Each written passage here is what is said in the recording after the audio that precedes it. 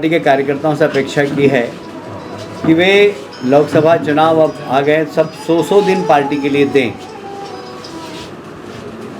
कुल मिलाकर उद्देश्य यही है कि देश जिस गति से विकास कर रहा है मोदी जी के नेतृत्व में, वो विकास बाधित नहीं हो, इसके लिए भारतीय जनता पार्टी की सरकार बहुत आवश्यक है।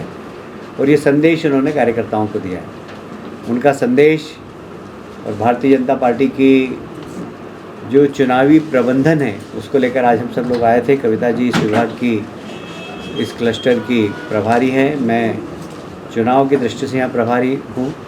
और हम लोगों ने सभी कार्यकर्ताओं से चर्चा की है और एक छोटी छोटी बातें होती हैं जो पोलिंग बूथ की, पन्ना प्रमुख, पेज प्रमुख, हमारे उन सब कार्यकर्ताओं को सक्रिय करना और लोकसभा की तैयारी में जुट जाना, ये इस विषय में हमने बात की है।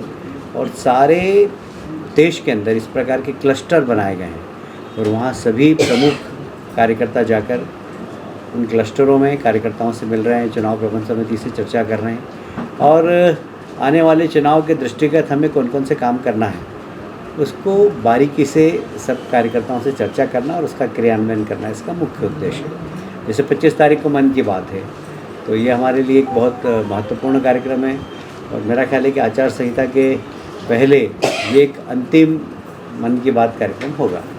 तो हमने आग्रह किया है कि सभी पोलिंग बूथ पर मन की बात के कार्यक्रम हो, सब लोग देखेंगे, सुनेंगे और साथ ही वहाँ पर पोलिंग बूथ की चुनाव व्यवस्थापन के बारे में बात भी करेंगे। इसी संबंध में मैं और कविता जी हम बैठक लेने आए थे। हम लोगों ने कार्यकर्ताओं से चर्चा की है और आज का प्रवास भी इसी संबंध में था। इस संबंध में आप लोग कोई प्रश्न पूछना चाहे तो पूछ सकते। सर, राहुल जी की यात्रा को किस नज़र से देखते हैं? निकल रही क्या? कहाँ निकल रही? आने वाली? हाँ, चालू आने वाली? पता नहीं। राहुल जी हमारे लिए बड़े लाभप्रद हैं। इस बार क्या मुद्दों को लेकर के बीजेपी मैदान में है? सिर्फ डेवलपमेंट, विकास विकास और विकास, यही हमारा मुद्दा है। देश को आगे बढ़ाना, देश की गरीबी दूर करना।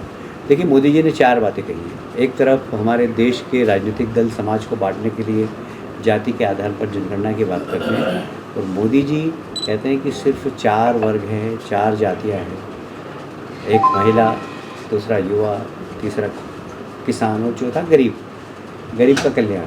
तो गरीब कल्याण की जो योजनाएं चल रही हो गरीब तक पहुँचे, यह हमारा प्रयास है और उसको वांच करे भारतीय जनता पार्टी का कार्यकर्ता। जैसे मुझे याद है, मैं जब उस समय झाबुआ का प्रभारी था, वहाँ पर राहुल गांधी प्रधानमंत्री थे, उन्होंने एक भाषण दिया कि मैं 1 रुपया भेजता हूँ और 15 पैसे पहुँचते हैं।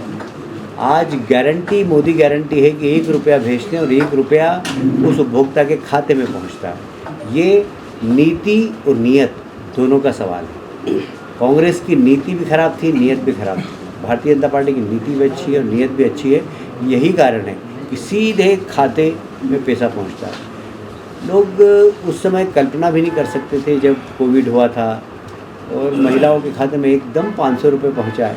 महिलाएँ आश्चर्यचकित हो गई कि ऐसे समय में देश का प्रधानमंत्री महिलाओं के खाते में 500 रुपये पहुँचा रहा है, छोटी बात नहीं है।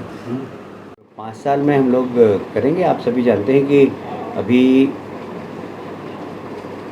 चुनाव के बाद बजट आया नहीं है, तो इसके लिए बजट में प्रावधान करना पड़ता है।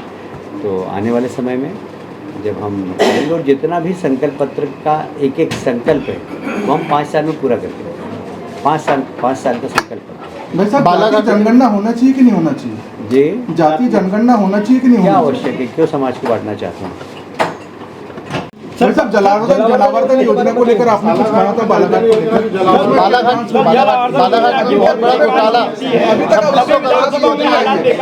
2600 करोड़ की योजना आई थी। 2600 करोड़ की योजना आई थी जिसमें बहुत ज़्यादा गड़बड़ियाँ पाई गई हैं। मैंने कहा है कि वह वरिष्ठ अधिकारी भोपाल से आकर इस योजना के बारे में रिपोर्ट